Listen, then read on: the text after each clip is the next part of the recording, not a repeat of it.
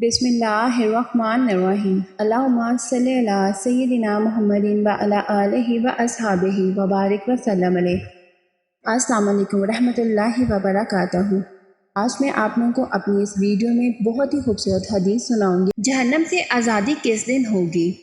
9 ذی الحجہ کا دن عرفہ کا ہے، جس کے بارے میں نبی کریم صلی اللہ علیہ وآلہ وسلم نے ارشاد فرمایا، کوئی دن ایسا نہیں جس میں اللہ تعالیٰ عرفات کے دن سے زیادہ لوگوں کو جہنم سے آزاد کرتا ہو۔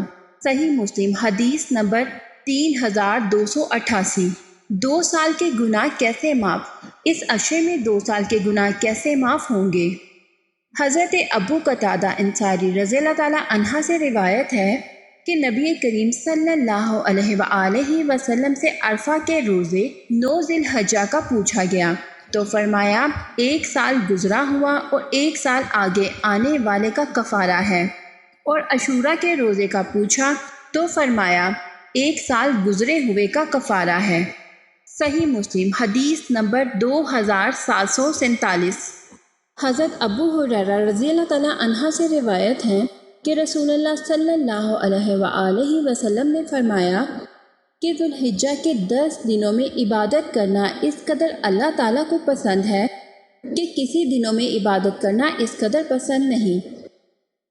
عشرہ ذی الحجہ کے ہر دن کا روزہ 1 سال کے روزے کے برابر ہے، اور عشرہ ذی الحجہ کی ہر رات کا قیام شب قدر کے قیام کے برابر ہے۔ سبحان اللہ۔ اللہ سے دعا ہے کہ وہ ہم لوگوں کو پورے جوش و خروش کے ساتھ عشرہ ذی الحجہ کو منانے کی توفیق عطا فرمائے، اور ہمیں اس قدر عبادت کرنے کی توفیق عطا فرمائے کہ وہ ہم سے راضی ہو جائے اور ہم ان تمام 10 راتوں کی نعمتوں کو لوٹ سکیں۔